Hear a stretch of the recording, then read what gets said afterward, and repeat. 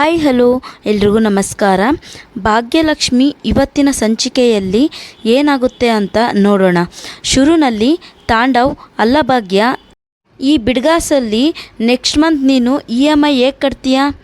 ತುಂಬ ಕಷ್ಟ ಆಗುತ್ತೆ ಅಲ್ವಾ ಅಂತ ತಾಂಡವ್ ಹೇಳುವಾಗ ಶ್ರೇಷ್ಠ, ತಾಂಡವ್, ನಾವು ಅಂದ್ಕೊಂಡಿದ್ದು ಹಾಗೇ ಆಗುತ್ತೆ ಕಣೋ. ಲಾಸ್ಟ್ ಟೈಮ್ ನಮ್ಮ ಪ್ಲಾನ್ ಸ್ವಲ್ಪ ಪೋಸ್ಟ್ಪೋನ್ ಆಯಿತು ಅಷ್ಟೇ. ಈ ಸಲ ಅವಳು ಮನೆಯಿಂದ ಹೊರಗಡೆ ಬಿದ್ದೇ ಬೀಳ್ತಾಳೆ ಕಣೋ.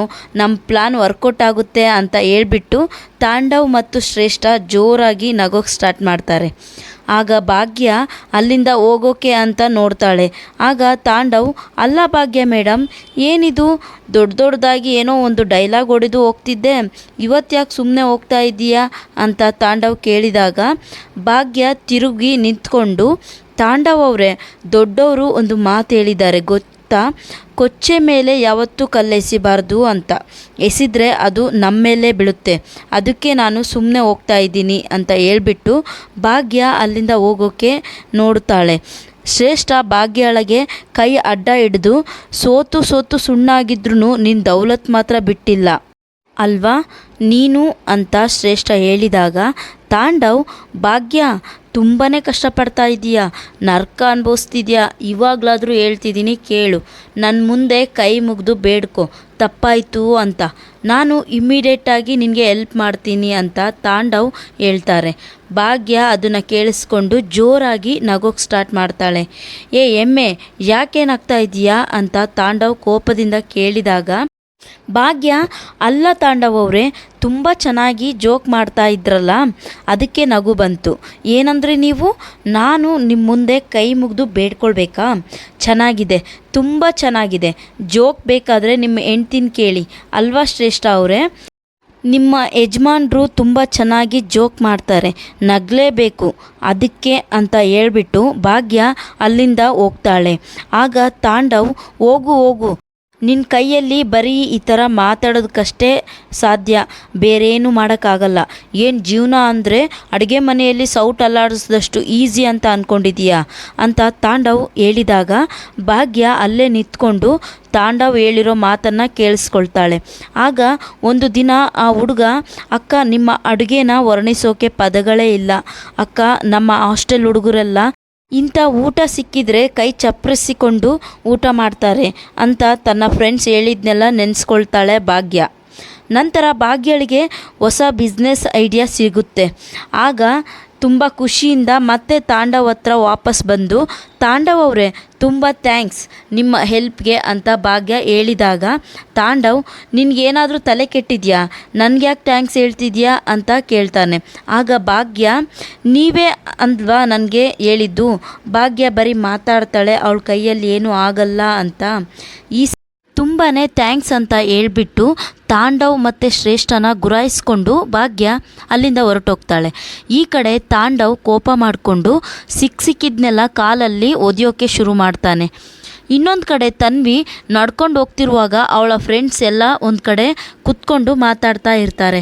ಆಗ ತನ್ವಿ ಅಲ್ಲಿಗೆ ಹೋಗ್ಬಿಟ್ಟು, ಏನ್ರೇ ಎಲ್ಲರೂ ಗುಂಪು ಕಟ್ಕೊಂಡು ಮಾತಾಡ್ತಾ ಇದ್ದೀರಾ ಅಂತ ಹೇಳಿದಾಗ, ಏನಿಲ್ಲ ಕಣೆ, ನಾವೆಲ್ಲ ಪಿಕ್ನಿಕ್ಗೆ ಹೋಗೋಣ ಅಂತ ಪ್ಲ್ಯಾನ್ ಮಾಡ್ತಾ ಇದ್ದೀವಿ, ನೀನು ಬರ್ತೀಯಾ ಅಂತ ಕೇಳಿದಾಗ ತನ್ವಿ ಖುಷಿಯಿಂದ, ಏನು ಪಿಕ್ನಿಕ್ ಅಂತ ಕೇಳ್ತಾಳೆ. ಹ್ಞೂ ಕಣೆ, ತುಂಬಾ ಚೆನ್ನಾಗಿರುತ್ತೆ, ಫುಲ್ ಮಜಾ ಮಾಡಬೇಕು ಅಂತ ಅಂದ್ಕೊಂಡಿದ್ದೀವಿ, ತನ್ವಿ ನೀನು ಸುಮ್ಮನೆ ಬಾ ಅಷ್ಟೇ ಅಂತ ತನ್ವಿ ಫ್ರೆಂಡ್ಸ್ ಎಲ್ಲ ಹೇಳ್ತಾರೆ. ಹ್ಞೂ ಕಣೆ, ಆದರೆ ತನ್ವಿ, ಮನೆಯಿಂದ ಕನ್ಫರ್ಮೇಷನ್ ಲೆಟರ್ ಬೇಕೇ ಬೇಕು, ನಾವೆಲ್ಲರೂ 18 ವರ್ಷ ಆಗದೆ ಇರೋ ಕಾರಣ ಮನೆಯಿಂದ ಪರ್ಮಿಷನ್ ಬೇಕೇ ಬೇಕು, ಮೈನರ್ಗೆ ಪೇರೆಂಟ್ಸ್ ಸಿಗ್ನೇಚರ್ ಇಲ್ಲ ಅಂದರೆ ಅಲೋ ಮಾಡಲ್ಲ, ಸೊ ಪೇರೆಂಟ್ಸ್ ಸಿಗ್ನೇಚರ್ ಹಾಕಿದರೆ ಆರಾಮಾಗಿ ಹೋಗಿ ಬರ್ಬೋದು ಅಂತ ತನ್ವಿ ಫ್ರೆಂಡ್ಸ್ ಹೇಳ್ತಾರೆ. ಆಗ ತನ್ವಿ, ಏನು ಪೇರೆಂಟ್ಸ್ ಪರ್ಮಿಷನ್ ಬೇಕಾ ಅಂತ ಹೇಳ್ತಾಳೆ. ಆಗ ಏನೂ ಆಗಲ್ಲ ಕಣೆ, ಮನೆಯಲ್ಲಿ ಹೇಗಾದರೂ ಮಾಡಿ ಕನ್ವಿನ್ಸ್ ಮಾಡು, ನಾನು ಅದನ್ನೇ ಮಾಡಿದ್ದು, ಅಪ್ಪ ಅಮ್ಮನ ಬೆನ್ನು ಬಿಡದೆ ಕೇಳಿದೆ, ಸೊ ಫೈನಲಿ ಅವರು ನನಗೆ ಪರ್ಮಿಷನ್ ಕೊಟ್ಟರು ಅಂತ ತನ್ವಿ ಫ್ರೆಂಡ್ಸ್ ಹೇಳ್ತಾರೆ. ಆಗ ಅದು ಓಕೆ, ಲೆಟರ್ ಏನಾದರೂ ಫಾರ್ಮೆಂಟ್ ಇದೆಯಾ, ಆ ಲೆಟರ್ಗೆ ಏನಾದರೂ ಫಾರ್ಮೆಂಟ್ ಇದೆಯೇನೆ ಅಂತ ತನ್ವಿ ಕೇಳ್ತಾಳೆ. ಆಗ ನನ್ನ ಹತ್ರ ಇದೆ ಅಂತ ಹೇಳ್ಬಿಟ್ಟು ಒಂದು ಲೆಟರ್ ಫಾರ್ಮೆಂಟ್ನ ತನ್ವಿ ಕೈಗೆ ಫ್ರೆಂಡ್ಸ್ ಕೊಡ್ತಾಳೆ. ಇನ್ನೊಂದು ಕಡೆ ಕುಸುಮ ಮತ್ತು ಪೂಜಾ ಸೊಪ್ಪು ಬಿಡಿಸ್ತಾ ಇರ್ತಾರೆ. ಆಗ ಪೂಜಾ ಸೊಪ್ಪನ್ನ ತುದಿ ಬೆರಳಲ್ಲಿ ಮುರಿದು ಹಾಕ್ತಾ ಇರ್ತಾಳೆ. ಕುಸುಮ, ಶಬಾಷ್, ಈ ಸಣ್ಣದು ಯಾಕೆ ಬಿಟ್ಟೆ, ಅದನ್ನು ಎಸಿ ಆ ಕಡೆ, ಸೊಪ್ಪನ್ನೆಲ್ಲ ಪೂರ್ತಿ ತಗೊಂಡೋಗಿ ಹೊರಗಡೆ ಬಿಸಾಕ್ಬಿಡು, ಈ ಥರ ಮಾಡಿದರೆ ನಾಳೆ ಮದುವೆ ಆದಮೇಲೆ ಅಂತ ಹೇಳ್ತಾಳೆ. ಇವಾಗ ಭಾಗ್ಯ ಅಲ್ಲಿಗೆ ಬರ್ತಾಳೆ. ಭಾಗ್ಯ, ಇದೇನಮ್ಮ ಇಷ್ಟು ಬೇಗ ಬಂದಿದೆಯಾ, ಕೆಲಸ ಇಷ್ಟು ಬೇಗ ಮುಗ್ದೋಯ್ತಾ ಅಂತ ಕುಸುಮ ಕೇಳ್ತಾಳೆ. ಆಗ ಭಾಗ್ಯ ಒಂದು ದೊಡ್ಡ ಲಗೇಜ್ ತರ್ತಿರ್ತಾಳೆ. ಆಗ ಸುಂದ್ರಿ ಓಡಿ ಬಂದು, ಏನು ಭಾಗ್ಯ, ಹೋಟ್ಲಲ್ಲಿ ಬರ್ತ್ಡೇ ಪಾರ್ಟಿ ಏನಾದರೂ ಇತ್ತಾ, ಅಲ್ಲಿಂದ ರುಚಿಯಾಗಿ ತಿನ್ನೋಕೆ ಏನಾದರೂ ಪಾರ್ಸೆಲ್ ತಂದಿದೆಯಾ ಅಂತ ಕೇಳ್ತಾಳೆ. ಬ್ಯಾಗ್ನ ಓಪನ್ ಮಾಡಿದಾಗ, ಆಹಾ ಎಷ್ಟೊಂದು ಡಬ್ಬಿಗಳು ತಂದಿದೆಯಾ, ಎಷ್ಟೊಂದು ಡಬ್ಬಿಗಳ್ನ ತಂದಿದೀಯಾ, ನಮಗೆಲ್ಲರಿಗೂ ಆಗಲಿ ಅಂತ ಪಾರ್ಸೆಲ್ ತಂದಿದೀಯಾ ಅಂತ ಸುಂದ್ರಿ ಖುಷಿಯಿಂದ ಹೇಳ್ತಾಳೆ. ಆಗ ಪೂಜಾ, ಸುಂದ್ರಿ ಸುಮ್ಮನೆ ನಿಂತ್ಕೊಳ್ಳೆ, ಸದಾಶಿವನಿಗೆ ಅದೇ ಧ್ಯಾನ ಅಂತೆ, ಯಾವಾಗ ನೋಡಿದ್ರೂ ಬರೀ ತಿನ್ನೋದೇ ಧ್ಯಾನ ಅಂತ ಪೂಜಾ ಸುಂದ್ರಿಗೆ ಬೈತಾಳೆ. ಆಗ ಕುಸುಮ, ಭಾಗ್ಯ, ಏನಾಯ್ತಮ್ಮ, ಅವಾಗಿಂದ ಎಲ್ಲರೂ ಮಾತಾಡ್ತಿದ್ದಾರೆ, ನೀನು ಸುಮ್ಮನೆ ನಿಂತಿದ್ಯಾ, ಬೇಗ ಬಂದಿದ್ಯಾ ಅಂತ ಕೇಳಿದರೆ ಅದಕ್ಕೆ ನೀನೇನು ಹೇಳ್ತಾನೆ ಇಲ್ಲ ಅಂತ ಕುಸುಮ ಮತ್ತೆ ಕೇಳ್ತಾಳೆ. ಅತ್ತೆ, ನಾನು ಕೆಲಸಕ್ಕೆ ಹೋಗಲ್ಲ ಅಂತ ಭಾಗ್ಯ ಹೇಳಿದಾಗ ಎಲ್ಲರೂ ಭಾಗ್ಯ ಮಾತು ಕೇಳಿ ಶಾಕ್ ಆಗ್ತಾರೆ. ಆಗ ಕುಸುಮ ಹತ್ರ ಬಂದುಬಿಟ್ಟು, ಹೌದಾ ಮಗಳೇ, ಪರವಾಗಿಲ್ಲ ಅಂತ ಹೇಳ್ತಾಳೆ. ಏನಾಯ್ತಕ್ಕ, ನೀನು ಕೆಲಸ ಮಾಡಲಿಲ್ಲ ಅಂದರೆ ಅಂತ ಪೂಜಾ ರಾಗ ಎಳಿತಿರುವಾಗ ಆಗ ಕುಸುಮ, ಕೆಲಸ ಮಾಡಲ್ಲ ಅಂದರೆ ಮಾಡಲ್ಲ ಅಂತಾನೆ ಅರ್ಥ, ಅದನ್ನು ಏನು ಪ್ರಶ್ನೆ ಥರ ಕೇಳ್ತಿದ್ಯಾ, ನೀನು ಕೆಲಸ ಮಾಡಲ್ವಾ, ಪರವಾಗಿಲ್ಲ ಮಗಳೇ, ಮಾಡಬೇಡ, ಯಾಕೆ ಸುಸ್ತಾಯ್ತಾ, ಸ್ವಲ್ಪ ದಿನ ವಿಶ್ರಾಂತಿ ತಗೋ, ಏನು ಪ್ರಪಂಚ ಮುಳುಗೋಗಲ್ಲ, ಮನೆಯಲ್ಲಿ ಆರಾಮಾಗಿ ರೆಸ್ಟ್, ದುಡ್ಡಿನ ಬಗ್ಗೆ ಏನು ಯೋಚನೆ ಮಾಡಬೇಡ, ಏನಾದರೂ ಒಂದು ಮಾಡೋಣ ಬಿಡು, ಆ ಬಿಸಿಲಲ್ಲಿ ಕುಣಿದು ಸುಸ್ತಾಗಿರುತ್ತೆ, ಸ್ವಲ್ಪ ಆರಾಮಾಗಿ ರೆಸ್ಟ್ ಮಾಡು, ಫ್ರೆಶ್ ಆಗು ಎಂದು ಮಾವ ಹೇಳಿದಾಗ, ಇಲ್ಲ ಮಾವ, ನನಗೆ ಸುಸ್ತಾಗಿದೆ ಅಂತ ನಾನು ಕೆಲಸದಿಂದ ಹಿಂದೆ ಸರಿದಿಲ್ಲ, ಅವರೇ ನನ್ನನ್ನು ಕೆಲಸದಿಂದ ತೆಗೆದು ಹಾಕಿದ್ರು ಅಂತ ಭಾಗ್ಯ ಹೇಳ್ತಾಳೆ. ಎಲ್ಲರೂ ಶಾಕ್ ಆಗ್ತಾರೆ. ಏನು, ಕೆಲಸದಿಂದ ತೆಗೆದು ಹಾಕಿದ್ರಾ, ಅಲ್ಲ ಹೇಳ್ದೆ ಕೇಳದೆ ಹೇಗೆ ಕೆಲಸದಿಂದ ತೆಗೆದಾಕ್ತಾರೆ ಭಾಗ್ಯ ಅಂತ ಕುಸುಮ ಕೇಳ್ತಾಳೆ. ಇಲ್ಲ ಅತ್ತೆ, ಅವರು ಅಂದ್ಕೊಂಡಾಗೆ ನಾನು ಕೆಲಸ ಮಾಡಲಿಲ್ಲ, ಅದಕ್ಕೆ ಕೆಲಸದಿಂದ ತೆಗೆದಾಕಿದ್ದ ಹೇಳ್ತಾಳೆ. ಅಂದರೆ ಹೊಸ ಕೆಲಸನಾ ಅಕ್ಕ ಅಂತ ಪೂಜಾ ಕೇಳ್ತಾಳೆ. ಅದಕ್ಕೇನಾ ಈ ಬಾಕ್ಸ್ಗಳನ್ನೆಲ್ಲ ತಂದಿರೋದು ಭಾಗ್ಯ ಅಂತ ಸುಂದ್ರಿ ಕೇಳಿದಾಗ ಭಾಗ್ಯ ಫ್ಲಾಶ್ ಬ್ಯಾಕ್ನ ನೆನೆಸ್ಕೊಳ್ತಾಳೆ. ಜೋಕರ್ ಕೆಲಸ ಮುಗಿದ ಮೇಲೆ ಅವರು ಸ್ವಲ್ಪ ದುಡ್ಡನ್ನು ಕೊಟ್ಟಿರ್ತಾರೆ. ಹಾಗೆ ಒಂದು ಸ್ಟೀಲ್ ಅಂಗಡಿ ಹತ್ರ ಬಂದಾಗ ಆ ದುಡ್ಡನ್ನು ನೋಡಿಕೊಂಡು, ಹಾಗೆ ಸ್ಟೀಲ್ ಅಂಗಡಿನ ನೋಡಿಕೊಂಡು, ಚಿಲ್ಲರೆ ಕಾಸಲ್ಲಿ ಏನು ಮಾಡ್ಬೋದು ಅಂತ ಕೇಳಿದ್ರಲ್ಲ, ಈ ದುಡ್ಡಲ್ಲಿ ಏನು ಮಾಡೋಕ್ಕಾಗುತ್ತೆ ಅಂತ ನಾನು ನಿಮಗೆ ತೋರಿಸ್ತೀನಿ ಅಂತ ಹೇಳ್ಬಿಟ್ಟು ಭಾಗ್ಯ ಸ್ಟೀಲ್ ಅಂಗಡಿ ಒಳಗಡೆ ಹೋಗ್ತಾಳೆ. ಹಾಗೆ 3-4 ದೊಡ್ಡ ಕ್ಯಾರಿಯರ್ ಬಾಕ್ಸ್ನ ಆ ಸ್ಟೀಲ್ ಅಂಗಡಿಯಲ್ಲಿ ಪರ್ಚೇಸ್ ಮಾಡ್ತಾಳೆ. ನಂತರ ಫ್ಲ್ಯಾಶ್ ಬ್ಯಾಕ್ನಿಂದ ಹೊರಗಡೆ ಬಂದು, ಹೌದು ಸುಂದ್ರಕ್ಕ ಅಂತ ಭಾಗ್ಯ ಹೇಳ್ತಾಳೆ. ಹೌದು, ಏನು ಮಾಡಬೇಕು ಅಂತ ಅಂದ್ಕೊಂಡಿದೀಯ ಮಗಳೇ ಅಂತ ಮಾವ ಕೇಳ್ತಾರೆ. ಒಂದಿಷ್ಟು ಜನ ದಿನ ಮನೆ ಊಟಕ್ಕೆ ಒದ್ದಾಡ್ತಿರ್ತಾರೆ, ಅವ್ರುಗಳಿಗೆ ಮನೆ ಊಟ ಕೊಡೋಣ ಅಂತ ಭಾಗ್ಯ ಕೇಳಿದಾಗ ಮನೆ ಅಂತ ಕುಸುಮ ಪ್ರಶ್ನೆ ಮಾಡ್ತಾಳೆ. ಹೌದು ಅತ್ತೆ, ಒಂದಿಷ್ಟು ಜನ ಕೆಲಸಕ್ಕೆ ಅಂತ ಮನೆ ಬಿಟ್ಟು ಬಂದಿರ್ತಾರೆ, ಇನ್ನೊಂದಿಷ್ಟು ಜನ ತಮ್ಮ ಹಠ ಸಾಧಿಸಬೇಕು ಅಂತ ಮನೆ ಬಿಟ್ಟು ಬಂದಿರ್ತಾರೆ. ಅವ್ರಿಗೆಲ್ಲ ಅಮ್ಮ ಯಾವ ವಿಚಾರಕ್ಕೆ ನೆನಪಾಗ್ತಾಳೋ ಇಲ್ಲೋ ಗೊತ್ತಿಲ್ಲ, ಆದರೆ ಊಟದ ವಿಚಾರಕ್ಕೆ ಅಂತೂ ನೆನಪಾಗ್ತಾಳೆ ಅಲ್ವಾ ಅತ್ತೆ ಅಂತ ಭಾಗ್ಯ ಹೇಳಿದಾಗ, ಅಕ್ಕ ಏನಕ್ಕ ಇದ್ದಕ್ಕಿದ್ದಾಗೆ ಅದೇನೇನೋ ಮಾಡ್ತೀಯಾ ಅಂತ ಹೇಳ್ತಿದೀಯಾ ಅಂತ ಪೂಜಾ ಡೌಟಿಂದ ಕೇಳ್ತಾಳೆ. ಹೌದು ಪೂಜಾ, ನಾವು ಯಾವ ಕೆಲಸನ ಚೆನ್ನಾಗಿ ಮಾಡ್ತೀವೋ ಅದನ್ನೇ ನಮ್ಮ ವ್ಯಾಪಾರ ಮಾಡಿಕೊಂಡ್ರೆ ಒಳ್ಳೆಯದಾಗುತ್ತೆ ಅಲ್ವಾ, ಅದಕ್ಕೆ ನಾನು ಹಾಗೆ ಮಾಡೋಣ ಅಂತ ಅಂದ್ಕೊಂಡಿದ್ದೀನಿ. ನನ್ನ ಕೈಯಲ್ಲಿ ಇದನ್ನು ಮಾತ್ರ ಮಾಡೋಕ್ಕಾಗುತ್ತೆ ಅಂತ ಅಂದ್ಕೊಂಡವ್ರಿಗೆ ಇದನ್ನೇ ಮಾಡಿ ವ್ಯಾಪಾರ ಆಗಿ ಮಾಡಿ ತೋರಿಸ್ತೀನಿ ಅಂತ ಅಂದ್ಕೊಂಡಿದ್ದೀನಿ ಅಂತ ಭಾಗ್ಯ ಹೇಳುವಾಗ, ಭಾಗ್ಯ ಅದೇನು ಅಂತ ಸ್ವಲ್ಪ ಬಿಡಿಸಿ ಹೇಳಬಾರ್ದಾ ಅಂತ ಕುಸುಮ ಕೇಳ್ತಾಳೆ. ಅತ್ತೆ, ಕೆಲವರೆಲ್ಲ ನನಗೆ ಅಡುಗೆ ಬಿಟ್ಟರೆ ಬೇರೆ ಏನೂ ಬರೋದಿಲ್ಲ, ಬರೀ ಅಡುಗೆಗಷ್ಟೇ ಸೀಮಿತ ಅಂತ ಅಂದ್ಕೊಂಡಿದ್ದಾರೆ, ನಾನು ಜೀವನ ಪೂರ್ತಿ ಬೇರೆಯವ್ರ ಮೇಲೆ ಡಿಪೆಂಡ್ ಆಗಿದ್ದೀನಿ ಅಂತ ಅಂದ್ಕೊಂಡಿದ್ದಾರೆ, ಸ್ವಾವಲಂಬಿ ಆಗೋಕ್ಕೆ ಸಾಧ್ಯನೇ ಇಲ್ಲ ಅಂತ ಅಂದ್ಕೊಂಡಿದ್ದಾರೆ. ಅವ್ರಿಗೆಲ್ಲ ಅಡುಗೆನೇ ನನ್ನ ವೀಕ್ನೆಸ್ ಅಲ್ಲ, ಸ್ಟ್ರೆಂತ್ ಅಂತ ಅಡುಗೆ ಮೂಲಕ ಉತ್ತರ ಕೊಡೋಣ ಅಂತ ಅಂದ್ಕೊಂಡಿದ್ದೀನಿ ಅಂತ ಭಾಗ್ಯ ಹೇಳ್ತಾಳೆ, ಅಂದರೆ ಮನೆಯಲ್ಲೇ ಅಡುಗೆ ಮಾಡುವ ಪ್ಲಾನ ಮಗಳೇ ಅಂತ ಮಾವ ಕೇಳ್ತಾರೆ. ಹೌದು ಮಾವ, ಎಷ್ಟೋ ಜನ ಮನೆಯಿಂದ ದೂರ ಇದ್ದು ಮನೆ ಊಟ ಬೇಕು ಅಂತ ಒದ್ದಾಡ್ತಿರ್ತಾರೆ. ಅವ್ರಿಗೆಲ್ಲ ಪ್ರೀತಿಯಿಂದ ಮಮತೆಯಿಂದ ಅಡುಗೆ ಮಾಡಿ ಈ ಡಬ್ಬಿಗೆ ಹಾಕಿ ಕೊಡೋಣ ಅಂತ ಅಂದ್ಕೊಂಡಿದ್ದೀನಿ ಅಂತ ಭಾಗ್ಯ ಹೇಳ್ತಿರುವಾಗ, ಸೂಪರ್ ಭಾಗ್ಯ, ಇದನ್ನು ಡಬ್ಬಾ ಸರ್ವಿಸ್ ಅಂತ ಹೇಳ್ತಾರೆ ಅಂತ ಹೇಳ್ಬಿಟ್ಟು ಸುಂದರಿ ಚಪ್ಪಳೆ ಹೊಡಿತಿರ್ತಾಳೆ. ಕುಸುಮ ಅವಳನ್ನು ಗುರಾಯಿಸ್ಕೊಂಡು ನೋಡ್ತಾ ಇರ್ತಾಳೆ. ಆಗ ಏನಂದೆ ಅಂತ ಕುಸುಮ ಜೋರು ಮಾಡಿ ಕೇಳಿದಾಗ, ಅಯ್ಯೋ ಅತ್ತಿಗೆ, ನೀವು ಅಂದ್ಕೊಂಡಾಗೆ ಡಬ್ಬ, ಆ ಡಬ್ಬ ಅಲ್ಲ, ಡಬ್ಬ ಅಂದರೆ ಬಾಕ್ಸ್ ಸರ್ವಿಸ್ ಅಂತ ಸುಂದರಿ ಹೇಳ್ತಿರುವಾಗ, ಹೌದು ಸುಂದ್ರಕ್ಕ, ಅದನ್ನೇ ಮಾಡೋಣ ಅಂತ ಅಂದ್ಕೊಂಡಿದ್ದೀನಿ. ಮನೆ ನೆನಪೇ ಆಗದೆ ಇರುವವರಿಗೆ ಈ ಊಟದ ಮೂಲಕ ಅವ್ರ ಮನೆ ನೆನಪಾಗಲಿ ಅನ್ನೋ ಹಂಬಲ ನನಗೆ. ಅಮ್ಮನ ಕೈರುಚಿ ಇಷ್ಟಪಡೋರು ಇದನ್ನು ತುಂಬ ಪ್ರೀತಿಯಿಂದ ತಿಂತಾರೆ. ಅದೇ ಬೆಲೆನೇ ಗೊತ್ತಿಲ್ಲದೆ ಇರೋರು ಬೆಲೆ ಕೊಡೋದನ್ನು ಕಲಿತುಕೊಳ್ಳಿ ಅನ್ನೋದು ನನ್ನ ಉದ್ದೇಶ ಅಂತ ಹೇಳ್ಬಿಟ್ಟು ಭಾಗ್ಯ ತಂದಿರೋ ಬ್ಯಾಗ್ನ ಎತ್ಕೊಂಡು ಅಲ್ಲಿಂದ ಹೊರಟೋಗ್ತಾಳೆ. ಆಗ ಇದನ್ನೆಲ್ಲ ಸುನಂದ ಕೇಳಿಸಿಕೊಂಡು ಗುಡುಗುಡು ಅಂತ ಹಾಗೆ ನಿಂದೆ ಓಡಿ ಬಂದುಕೊಂಡು, ಹೇ ಭಾಗ್ಯ, ಮನೆ ಮರ್ಯಾದೆನ ಇನ್ನು ಎಲ್ಲೆಲ್ಲಿ ಕಳಿಬೇಕು ಅಂತ ಅಂದ್ಕೊಂಡಿದ್ದೀಯಾ?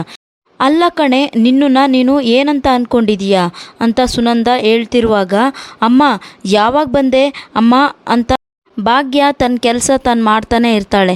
ಅಲ್ಲ ಕಣೆ, ನೀನು ಅಡುಗೆ ಮಾಡಿದ ತಕ್ಷಣ ಸಾಲಾಗಿ ನಿಂತು ನಿನ್ನ ಅಡುಗೆನ ತಗೊಳ್ಳೋಕ್ಕೆ ಕ್ಯೂ ನಿಂತು ತಗೊಳ್ತಾರೆ ಅಂತ ಅಂದ್ಕೊಂಡಿದ್ಯಾ? ಇವಾಗ ಏನಂತ ಸುನಂದ ಹೇಳ್ತಿರುವಾಗ, ಅಪ್ಪ ಹೇಗಿದ್ದೀರಾ ಅಮ್ಮ, ಇವಾಗ ಬಂದ್ರಾ ಅಂತ ಸುನಂದನ ಮಾತಿಗೆ ಉತ್ತರ ಕೊಡದೆ ತನ್ನ ಪಾಡಿಗೆ ತಾನು ಕೆಲಸ ಮಾಡ್ತಾ ಇರ್ತಾಳೆ. ಮಾತು ಬದಲಾಯಿಸಬೇಡ, ನೀನು ನಾನು ಕೇಳಿದ್ದಕ್ಕೆ ಮಾತ್ರ ಉತ್ತರ ಕೊಡು. ಯಾಕೆ ಇದನ್ನೆಲ್ಲ ಮಾಡಬೇಕು ಅಂತ ಅಂದ್ಕೊಂಡಿದ್ದೀಯಾ? ಅಲ್ಲ, ಈಗಾದರೆ ಎಲ್ಲ ನೀನು ಅಂದ್ಕೊಂಡಾಗೆ ಆಗುತ್ತೆ ಅಂತ ಎಲ್ಲರೂ ಕಾದು ನಿನ್ನ ಮನೆ ಊಟ ತಿಂತಾರೆ ಅಂತ ಅಂದ್ಕೊಂಡಿದ್ದೀಯಾ? ಹಾಗೆಲ್ಲ ಏನೂ ಆಗಲ್ಲ ಕಣೆ, ಮನೆ ಮರ್ಯಾದೆ ಹಾಳಾಗುತ್ತೆ ಅಷ್ಟೇ ಅಂತ ಸುನಂದ ಹೇಳ್ತಿರುವಾಗ, ಅಮ್ಮ, ನಾನು ಮನೆ ಮರ್ಯಾದೆ ಹೋಗುವಂಥ ಕೆಲಸ ಯಾವತ್ತೂ ಮಾಡಿಲ್ಲ. ಮತ್ತು ಇವಾಗ ಮಾಡೋಕೆ ಹೊರಟಿದೆಯಲ್ಲ, ಅದೇನೋ ಡಬ್ಬಿ ತುಂಬಿಸ್ಕೊಳ್ಳೋದಂತೆ, ಅದನ್ನು ತಗೊಂಡು ಬೀದಿಗೆ ಹೊರಡೋದಂತೆ. ಇದನ್ನೆಲ್ಲ ಏನು ಆಟ ಅಂತ ಅಂದ್ಕೊಂಡಿದೀಯಾ ನೀನು? ಅಲ್ಲ ಕಣೆ, ಇದನ್ನೆಲ್ಲ ಮಾಡಿ ಎಷ್ಟೋ ಜನ ಮನೆ ಮಾಟ ಮಾರ್ಕೊಂಡಿದ್ದಾರೆ ಗೊತ್ತಾ ನಿನಗೆ ಅಂತ ಸುನಂದ ಜೋರಾಗಿ ರೇಗ್ತಾ ಇರ್ತಾಳೆ. ಇಲ್ಲ ಅಮ್ಮ, ಆ ಥರ ಎಲ್ಲ ಏನೂ ಆಗೋಲ್ಲ, ಸುಮ್ಮನೆ ಏನೇನೋ ಊಹೆ ಮಾಡ್ಕೊಳ್ಬೇಡ ನೀನು ಅಂತ ಭಾಗ್ಯ ಹೇಳ್ತಿರುವಾಗ, ನಾನೇನು ಊಹೆ ಮಾಡ್ಕೊಳ್ತಿಲ್ಲ, ಕಲ್ಪನೆಯಲ್ಲಿ ಜೀವನ ಮಾಡ್ಕೊಳ್ಳೋರು ನೀನು. ಏನು ಡಬ್ಬಿಯಲ್ಲಿ ಊಟ ಹಾಕಿ ಮಾರಿದ ತಕ್ಷಣ ರಾತ್ರಿ ಶ್ರೀಮಂತರ ಆಗಿಬಿಟ್ಟಿಯಾ ನೀನು? ಇದನ್ನೆಲ್ಲ ನೀನು ಅಂದ್ಕೊಂಡಾಗ ಆಗಲ್ಲ. ಅಂದರೆ ಹಾಕಿರೋ ದುಡ್ಡು ನೀರಲ್ಲಿ ಹೋಮ ಮಾಡ್ದಂಗೆ ಆಗುತ್ತೆ, ತಿಳ್ಕೊ. ಆಗ ಪೂಜಾ, ಹೌದು ಅಕ್ಕ, ಅಮ್ಮ ಹೇಳ್ತಿರೋದು ಸರಿಯಾಗಿದೆ, ನಾವು ಸುಮ್ಮನೆ ಏನೇನೋ ಎಕ್ಸೆಪ್ಟ್ ಮಾಡ್ಕೊಂಡು ಬರ್ತಿದ್ದೀವಿ ಅನಿಸುತ್ತೆ. ಇದೆಲ್ಲ ಅಷ್ಟು ಈಸಿ ಅಲ್ಲ ಅಕ್ಕ, ತುಂಬಾ ಕಷ್ಟ ಇದೆ ಅಂತ ಹೇಳ್ತಾಳೆ. ಇರೋದು ಇವಾಗ ಪೂಜಾ, ಕಷ್ಟ ಆಗುವಂಥದ್ದು ಏನಿದೆ? ನಾನು ಮನೆ ಎಲ್ಲರಿಗೂ ದಿನಾಲೂ ಅಡುಗೆ ಮಾಡ್ತೀನಿ, ಅದನ್ನೇ ಸ್ವಲ್ಪ ಹೆಚ್ಚಿಗೆ ಪ್ರಮಾಣದಲ್ಲಿ ಮಾಡ್ತೀನಿ ಅಷ್ಟೇ ಅಂತ ಭಾಗ್ಯ ಹೇಳ್ತಾಳೆ. ಅದು ಆಗಲ್ಲ ಅಕ್ಕ, ಇದಕ್ಕೆಲ್ಲ ಸ್ವಲ್ಪನಾದರೂ ಇನ್ವೆಸ್ಟ್ಮೆಂಟ್ ಮಾಡಲೇಬೇಕು. ಅಂದರೆ ಈಗ ನೀನು ಡಬ್ಬಿನೆಲ್ಲ ಮಾಡ್ತಾ ಇದೆಯಲ್ಲ, ಅದನ್ನೆಲ್ಲ ಎಲ್ರಿಗೂ ಹೇಗೆ ಗೊತ್ತಾಗುತ್ತೆ ಹೇಳು? ಅದನ್ನೆಲ್ಲ ನೀನು ಪ್ರಮೋಷನ್ ಮಾಡಲೇಬೇಕು, ಎಲ್ಲರಿಗೂ ಗೊತ್ತಾಗೋ ಥರ ಮಾಡಬೇಕು. ಆಗುತ್ತೆ ಪೂಜಾ, ಎಲ್ಲನೂ ಒಂದೊಂದೇ ನಿಧಾನಕ್ಕೆ ಆಗುತ್ತೆ ಅಂತ ಭಾಗ್ಯ ಹೇಳಿದಾಗ, ನಿನ್ನ ಕೈಯಲ್ಲಿ ಆಗಲ್ಲ ಅಂತ ನಾನು ಹೇಳ್ತಾ ಇಲ್ಲ ಅಕ್ಕ, ಅದು ಅಂತ ಪೂಜೆ ಹೇಳೋಕ್ಕೆ ಬರುವಾಗ, ಪೂಜಾ ಅವಳು ಆಗುತ್ತೆ ಅಂದರೆ ಅದರ ಅರ್ಥ ಆಗುತ್ತೆ ಅಂತಲೇ ಅವಳು ಏನು ಹೇಳ್ತಾಳೋ ಅದನ್ನು ಮಾಡಿ ತೋರಿಸ್ತಾಳೆ. ಈ ನಂಬಿಕೆ ನನಗೆ ಅವಳ ಮೇಲೆ ಇದೆ ಅಂತ ಕುಸುಮ ಹೇಳ್ತಿರುವಾಗ, ಇದೆ, ನಿಮಗೆಲ್ಲ ನಂಬಿಕೆ ಇದೆ, ಹೀಗೆ ಹೇಳಿನೇ ಅವಳ ಜೀವನನ ಹಾಳು ಮಾಡಿಬಿಟ್ರಿ.